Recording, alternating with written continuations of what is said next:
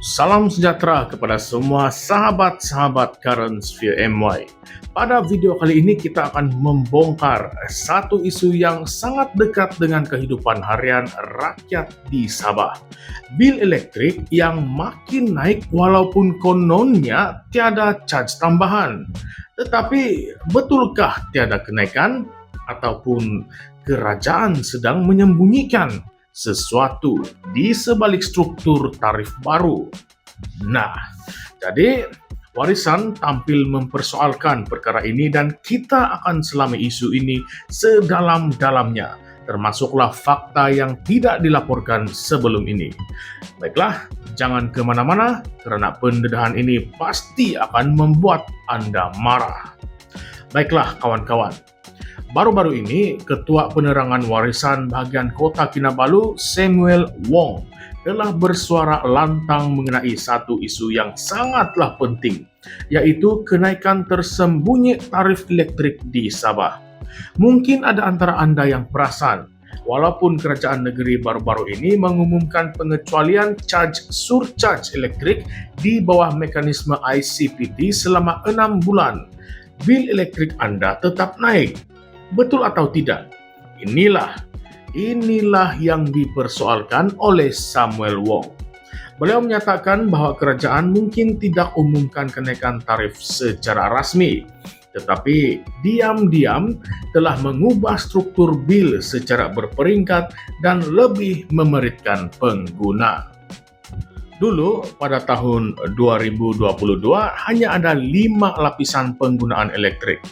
Dari Rp0,175 hinggalah Rp0,450 setiap 100 unit. Tetapi sekarang, menjelang tahun 2025, struktur ini akan berkembang kepada 7 lapisan, dengan kadar tertinggi mencecah Rp0,470 untuk setiap 100 unit. Perubahan ini bermaksud walaupun penggunaan elektrik kita sederhana, kita akan lebih mudah terperangkap dalam kadar yang tertinggi. Bukankah ini satu bentuk kenaikan harga secara senyap? Dan yang lebih mengejutkan, di Semenanjung Malaysia pula, sistem tarif berlapis-lapis seperti ini bakal dimansuhkan menjelang Julai 2025. Mereka akan menggunakan kaedah semakan tarif masa nyata berdasarkan harga bahan api semasa dan juga kadar pertukaran mata wang asing. Jadi di Semenanjung mereka menuju ke arah reformasi yang lebih adil. Tetapi di Sabah masih lagi tersekat dalam sistem yang menghukum pengguna biasa.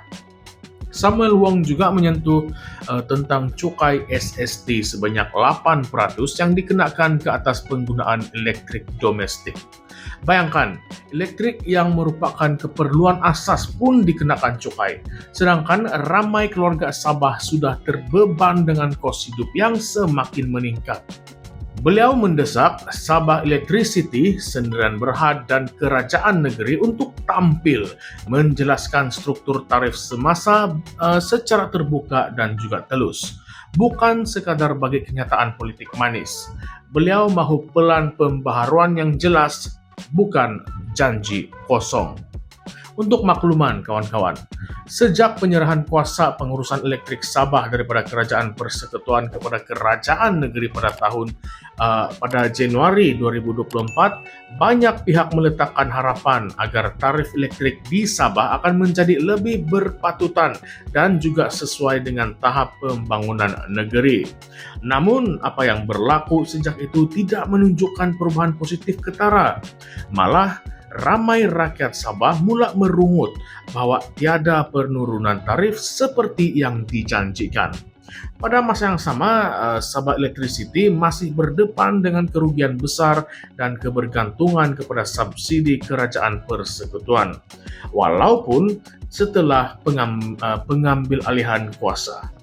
Menurut laporan The Age Malaysia pada Februari 2024, kadar tarif listrik domestik di Sabah sebenarnya masih antara yang tertinggi berbanding tahap purata pendapatan rakyat negeri itu.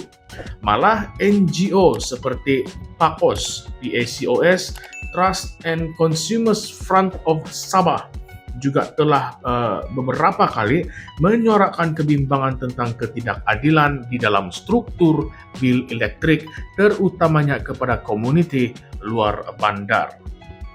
Sekarang, mari kita buka ruang perbincangan yang lebih panas dan kontroversi. Kenapa struktur tarif elektrik Sabah semakin rumit dan menghukum rakyat biasa, sedangkan kita sudah diberi kuasa penuh untuk menguruskan sendiri bekalan tenaga? Adakah ini tanda kegagalan GRS dan juga rakan gabungan seperti Pakatan Harapan di dalam memperjuangkan hak rakyat Sabah selepas pengambil alihan kuasa dari Putrajaya? Adakah Sabah Electricity masih terlalu terikat dengan dasar-dasar lama dan kepentingan korporat sehingga tidak mampu melaksanakan reformasi yang sebenar? Dan kenapa struktur tarif di Semenanjung boleh dirombak ke arah lebih progresif, tetapi Sabah masih lagi jauh tertinggal? Bukankah ini satu bentuk diskriminasi berterusan yang disalut dengan retorik autonomi? Paling penting, adakah kerajaan negeri berani membatalkan cukai SST 8% atas elektrik untuk rakyat biasa? Atau adakah cukai ini menjadi lubuk yang senyap untuk menampung ketirisan dan pembaziran yang tidak diumumkan?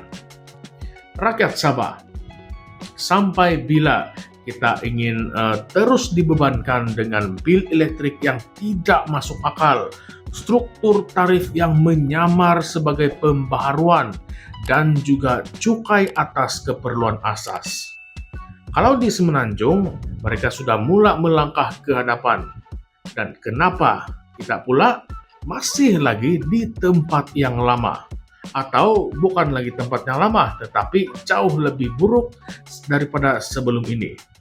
Coba tinggalkan komen Anda sekarang. Pernahkah Anda mengalami bil elektrik naik mendadak walaupun penggunaan tidak berubah?